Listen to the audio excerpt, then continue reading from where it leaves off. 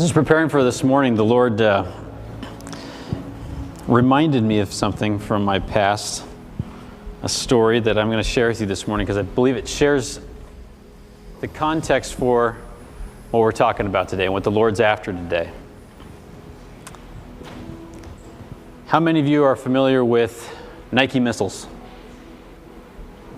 Nike missiles. Nike missiles, the older generation, of course. Okay. A long time ago, we had an air defense system around our country set up at different sites. The Army was working on it. We still have a defense system, but specifically we had these Nike missile sites around the country. And one of them happened to be in the San Francisco area. It's called SF-88L, and it's no longer in service. In fact, I believe there's a national park there now. When I was in 6th grade, we got to go and spend a week at this site. I had an outdoor education experience with my teachers in my classroom, and it was a lot of fun. I think you recognize the spot, yep. If you haven't ever been there, it's in beautiful Marin County, up in the headlands of Marin, which is just beautiful. If you've ever been to the Golden Gate Bridge, you've been to the Golden Gate Bridge, or the north side, there's all those big rocky hillsides and everything like that. That's the Marin headlands. And just beyond that, some beautiful redwood groves and everything. It is absolutely gorgeous part of the country, which is a great spot for a Nike missile site, right? It's actually, historically, that's a very strategic location for our country. There are, beyond just the Nike missiles, there's also big batteries for shooting at ships and other things like that. All that stuff has been decommissioned now, but it's got kids and adults crawling all over it these days because it is just a cool place to explore. So we were there for a week doing outdoor education stuff. I had a lot of fun with my class and everything, and each time we had all these different challenges they were trying to have us do. And we got to the night challenge. And this one really was something that I struggled with, and the Lord brought me back to this because there's some really vivid imagery in it that I'd like you to just pay attention to today and see how it applies in your own life. So, if you've got all these missiles and you've got all this artillery and you've got all this stuff, where are you going to store it? In a bunker, right? Underground.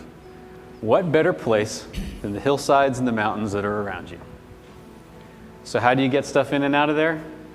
You build a tunnel system, right? So, late one night, they march us up the side of this mountain, overlooking beautiful San Francisco. The city's lit up in lights. There's the beautiful Golden Gate Bridge. It's just absolutely gorgeous. And they march us in front of this gaping maw in the side of the hill, this big old bunker tunnel. And they say, all right, kids, we're going to send you through this tunnel one at a time by yourselves. No flashlights. You just keep walking in that direction, and you're going to get to the other side. You can do it or not, but that's the challenge before you tonight. It's already dark outside, by the way. This isn't daylight. This is dark already. And we're in 6th grade, so what, 11, 12 years old? And the scaredy cat inside me said, absolutely not. I am not doing that. And they had, those of us that decided we weren't going to go, sit down on this park bench and overlook the city.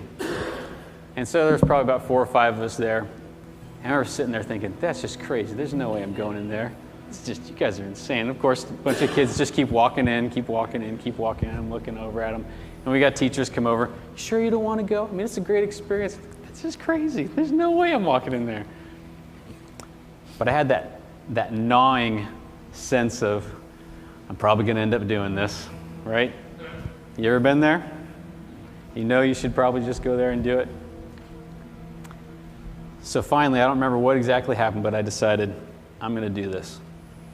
So I stood up, walked over there, and these tunnels, I mean, they're probably 20, 25 feet tall, big, cavernous things, so they can pull all this stuff in and out. And I remember walking into it, and you're already in darkness, but now you're going into deeper darkness, and you can't see anything. You know when your eyes are wide open? You ever been in a cave where they have you put your hand in front of your face and you can't see anything? It's almost that dark in there. There's this little pinhole light at the other end, which is basically the moonlit night at the other end of the tunnel. And you can't tell how far away it is. So you just start walking toward that light, and you can hear your feet echoing in the tunnel, which is really weird. All of your survival instincts come back up online, right? You hear everything in high definition. Your senses are attuned to every little thing. And as you're walking, you can get a sense that, ooh, there's a big open cavity over there. Oh, something else is over there. And your brain is just going crazy with all the fearful things that could jump out at you. And you're telling yourself, okay, I know people have been here before, and we're still going in here, so this has got to be okay, but I'm really scared. And I remember walking all the way through that tunnel and just having to move forward. Don't turn around and go back. You're committed. You got to keep moving forward. As that opening gets closer, you get more and more light from it. Your confidence builds. You can see the other side. And I was moving through it, and as I came out on the other side, it's this beautiful, gorgeous moonlit night and this grove of trees that is just spectacular. And now since you've been in that dark place, your eyes are very attuned to the darkness, and it's like you're coming out into daylight on the other side. It was absolutely amazing. And all of us sat down around this old silo opening that is now a pond there, and they have a fence up around it, and we all sat around there, and we were just talking. You felt like you'd conquered the world because you'd conquered your fear of going into this tunnel. It was a huge moment. And I don't remember what happened the rest of that night. I was on cloud 9, thankful that I wasn't sitting back on that park bench looking at the city. There's some real close parallels the Lord can draw with our own lives in this situation. And I think that's what he's after today. You know, this tunnel can apply to so many things in our lives. The Lord beckons us and calls us to new places in him, new experiences with him. He leads us, and he leads us to a doorway often and says, will you walk in here with me?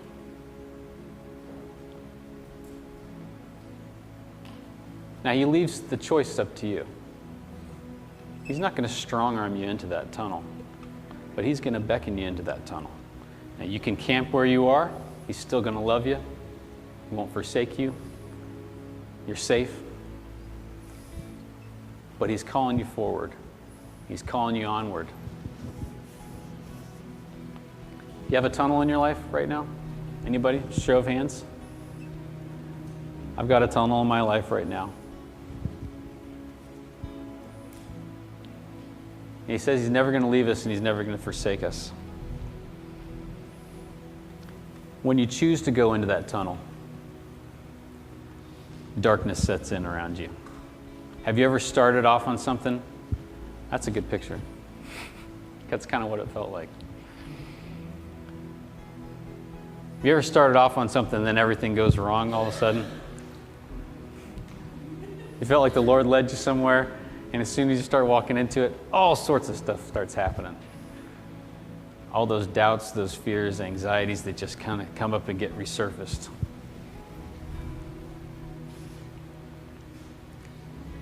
And he tells us, I'm going to be with you. Have good courage. Each time we walk into a tunnel with him, we are growing in our trust level with him. Some great scriptures. This is one that came immediately to mind. It's Proverbs 16:19. It says, a man's heart devises a way, but the Lord directs his steps. You might think you know how to get from one place to the other, but the Lord may call you through a different way than you had planned. And he'll push your limits because you have to find your weakness so that you can be strong in him. And you can trust him. Am I talking to anybody here today? Yeah? We find ourselves in different different places right now at this moment in time with these types of situations. You can probably remember other tunnels in your past. You might be facing another one in the future, or you might be in the midst of one right now. And I just want to speak encouragement to you today, because I believe the Lord is beckoning you to come forward or to continue on in Him. Proverbs 3, 5, and 6. This one's an obvious one. Trust in the Lord with all your heart, and do not lean on your own understanding. In all your ways acknowledge Him, and He will make your paths straight. You can't see everything else that's around you. Just stay focused on Him. Keep your eyes on the light. It's Him. And I love this one, because we get scared. Isaiah 26, 3 through 4. You will keep in perfect peace those whose minds are steadfast, because they trust in you. Trust in the Lord forever, for the Lord Himself is the rock eternal. Don't trust in your own understanding. Don't trust in the fears that are coming up. Don't trust in the stuff that's trying to distract you, trying to draw your attention away from Him. Trust in Him. Focus on Him. He is the rock eternal. He never changes. He's immovable.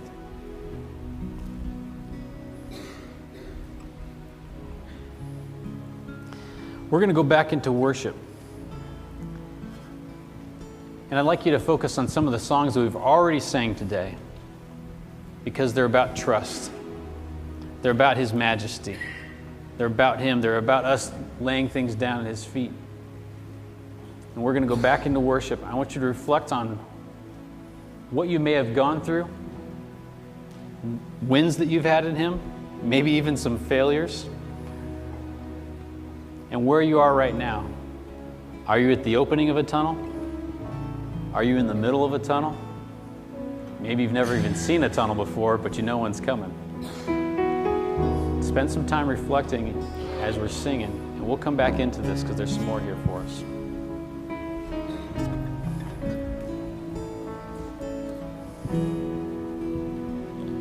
The more I seek you,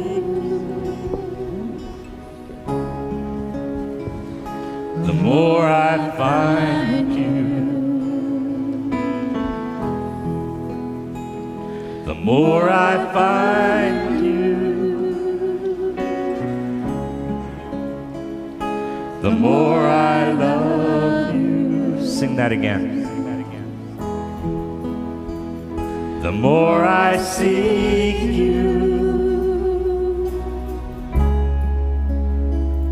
the more I find you.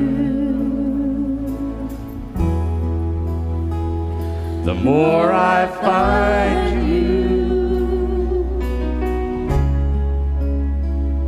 the more I love you. I want to sit at your feet.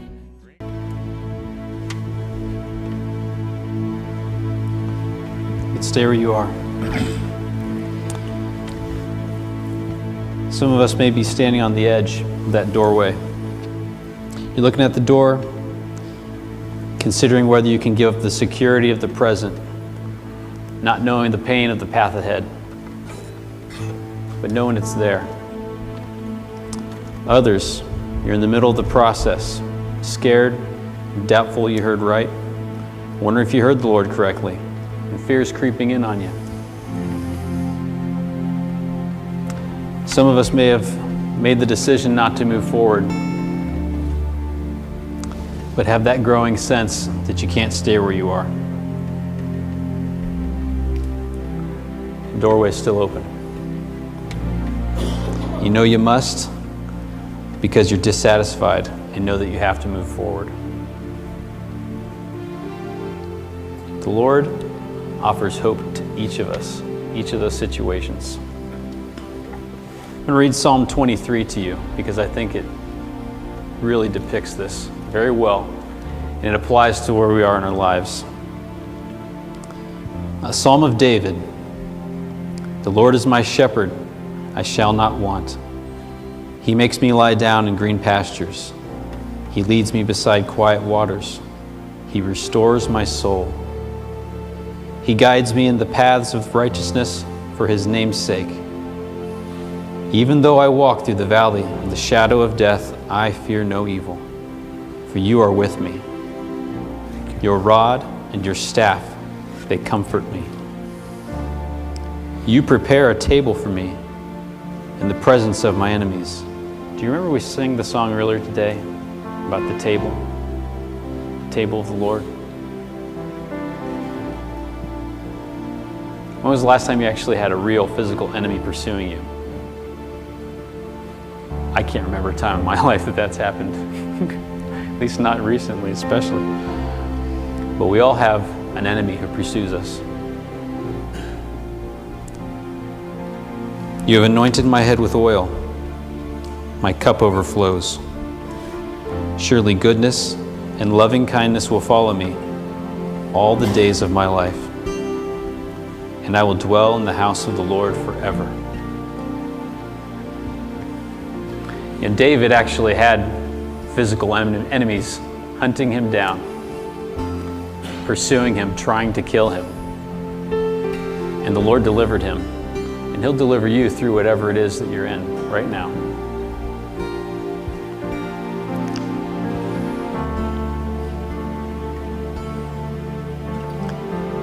You may not know the Lord right now. Valley of the shadow of death. This is written to those who are walking through the valley of the shadow of death and coming to a place where that darkness is around us and we're fearful. But there are those who live in the valley of the shadow of death. You've not yet known the Lord. He knows who you are. I'm going to read to you from Psalms 107. This is verses 10 through 17. Came across this and just found encouragement for you if you do not yet know the Lord and you need freedom. This is written about the children of Israel. They went through exile. The Lord punished them because they had abandoned Him. But listen to the promise in this. It says, there were those who dwelt in darkness and in the shadow of death. Prisoners in misery and chains because they had rebelled against the words of God and spurned the counsel of the Most High. Therefore, He humbled their heart with labor. They stumbled and there was no help. Then they cried out to the Lord in their trouble. He saved them out of their distresses. He brought them out of darkness and the shadow of death and broke their bands apart. Let them give thanks to the Lord for His loving kindness and for His wonders to the sons of men.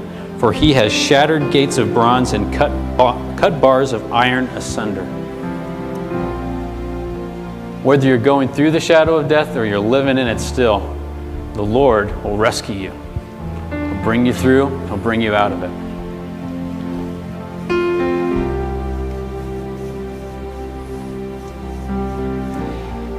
If you're in a place right now where you're in the midst of that darkness, you've walked into the tunnel and you're scared, raise your hand.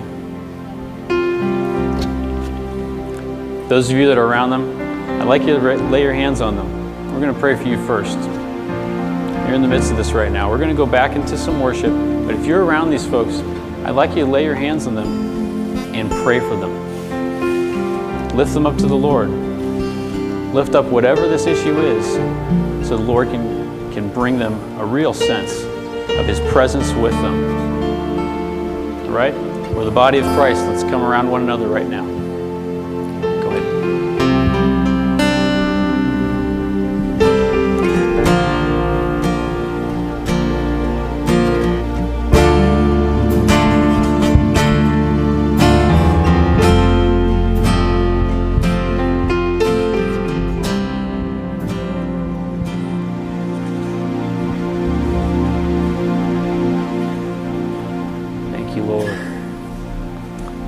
I surrender.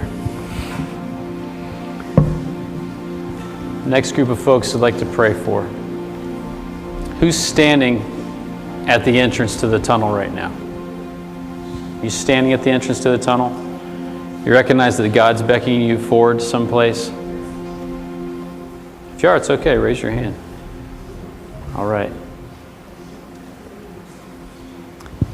If you see someone with their hand raised right now, we're going to go back in and we're going to pray for that person as we enter into worship again. The Lord's calling you forward. He's calling you to new places, new heights, and it's scary not knowing what that process is going to look like. There's usually some amount of pain involved, right? Because He's drawing us forward. We're not going to be the same on the other side. There's transformation. But He's the Good Shepherd. He's the master surgeon. He removes exactly what needs to be removed. He doesn't leave anything behind that doesn't need to be there. And here's the cool thing. He holds your hand through the entire process. Your Father is with you, and He will never leave you, and He will never forsake you. Trials are hard, but they produce fruit. Which reminds me of another scripture that came up as I was going through this.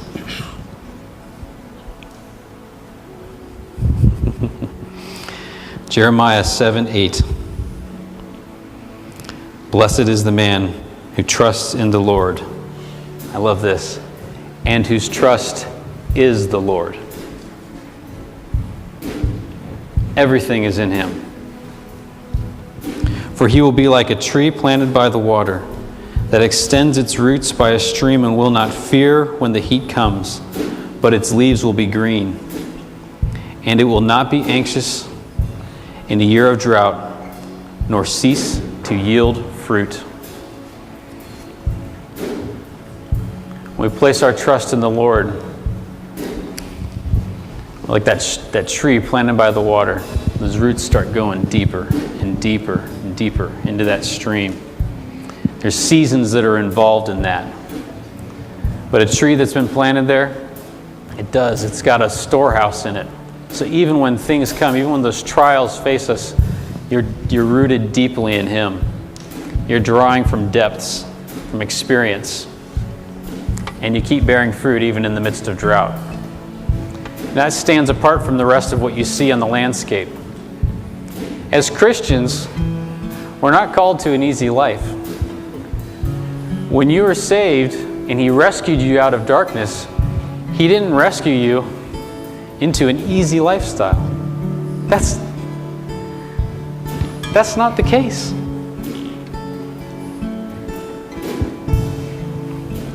But He gives us strength for the hard times. Isaiah 40:31. Yet those who wait for the Lord will gain new strength. They will mount up with wings like eagles. They will run and not grow tired. They will walk and not become weary. Does it sound like they might be in some trials? Yeah. The Lord has grace for whatever it is that He's carrying you through. He has grace for each day. He has grace for each moment. It's not on you, it's on Him. So put your trust in Him, wherever you are. We're going to go back into worship now. If you could lay hands on the people that raised their hands, we're going to go back in. We're going to pray one more time here for that.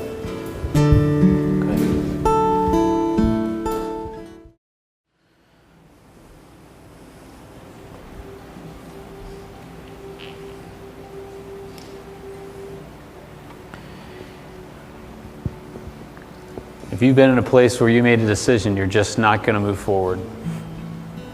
But you're hearing today the Lord calling you forward and reproposing that opportunity to you. And you don't feel like you got the strength to move into it. I want to encourage you today to move forward.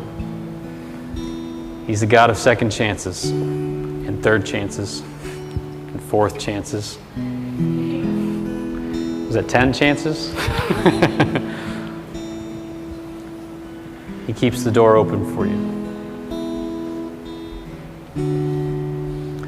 Sometimes we come into a point in time, a kairos moment. The timing is right. The grace is there.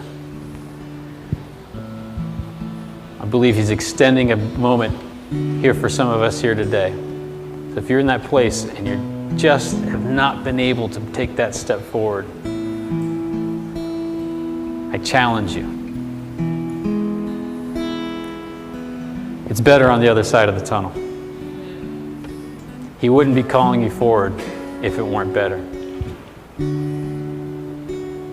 If you ask him for a fish, is he going to give you a snake? If you ask him for bread, is he going to give you a stone? No.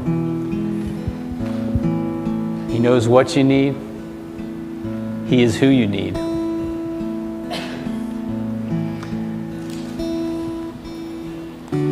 If you don't know Jesus, he's the answer.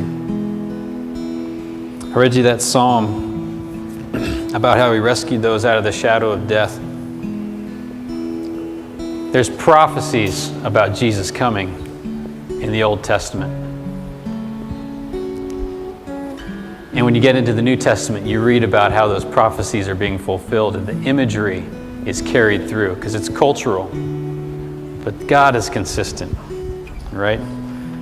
So in Matthew, quoting Isaiah, as Jesus goes and he's preaching in the region of Capernaum, it says, the people living, this is a fulfillment of the prophecy from Isaiah. It says, the people living in darkness have seen a great light. On those living in the land of the shadow of death, a light has dawned. As he who was walking through the land, light had dawned. And earlier in his life, actually before he was born, Zechariah is prophesying over his son, John the Baptist. He says of John, he's going to go before him, before Jesus, to give his people the knowledge of salvation through the forgiveness of their sins because of the tender mercy of our God, by which the rising sun, this is the Messiah who's coming, will come, shine on those living in darkness and in the shadow of death, to guide our feet into the path of peace. Jesus is here to call you out of darkness into light. He rescues us out of the shadow of death, and when we walk back through it, he's with us. When we go through those trials, he's holding our hand. After service today, I'm going to hang up here. If you do not yet know Jesus as your Lord and Savior, you've not committed your life to him, I'm going to tell you there's nothing you can do to get yourself out of darkness. There's nothing you can do but call on the name of Jesus, because he will save you. He died on the cross. He's God's son. He's the only one that can rescue you out of darkness. And God rose him again after he died to show that he had victory over death. Death could not hold him. He's not just the sacrifice for your sin. He has been triumphant over death, and he gives new life. If you would like to pray with me, I will stay up here, and please come forward and pray. If you need a second chance, the altar is open. If you need a 10th chance, the altar is open. If there's anything else you need to lay at the Lord's feet this morning, the altar is open.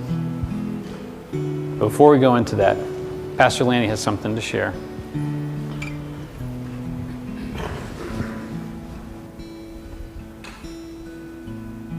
Most of you are aware there's something called Hurricane Matthew. And if, like me, you've been looking at the damage, the destruction, the incredible chaos that's come out of that, you kind of wonder, how in the world do you recover from something like that? You know, in this country, we have something called FEMA. We have homeowners insurance. We have rescue squads. We have charitable organizations that spring forward. So when you start thinking about how we're going to help, you don't really know where to go. I mean, if you've got a family member who's displaced by the storm, you might do something like that. I've been waiting for the last several days for word that our friends in eastern Cuba have survived. Last night I found out they're still alive.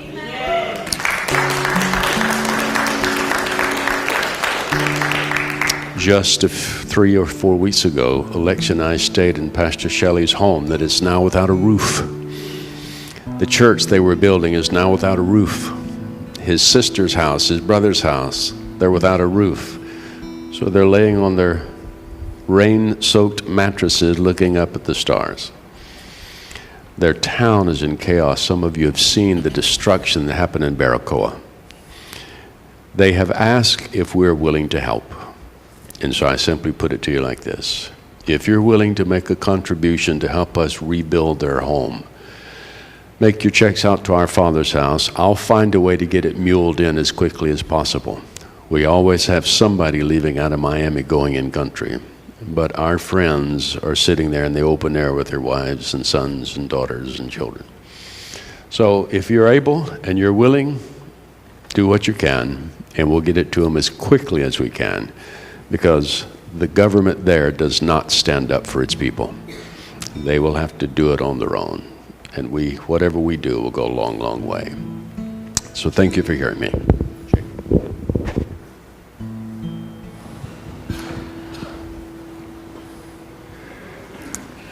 We have the ushers are going to come forward. As they're doing that,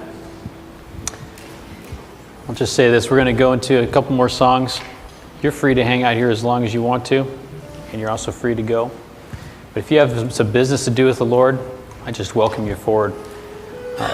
If we could have our prophetic team come forward to just be willing to pray with people, that would be great. I hope we heard some encouragement from the Lord today. Did the Lord touch you today? Anyone? I know personally I feel refreshed by Him. There's some storms and tunnels I'm going through in my life, and I felt like this morning He was addressing some very specific things. And I hope that He brought you some encouragement today as well. So, without further ado, Lee, thank you. Go to a couple more songs.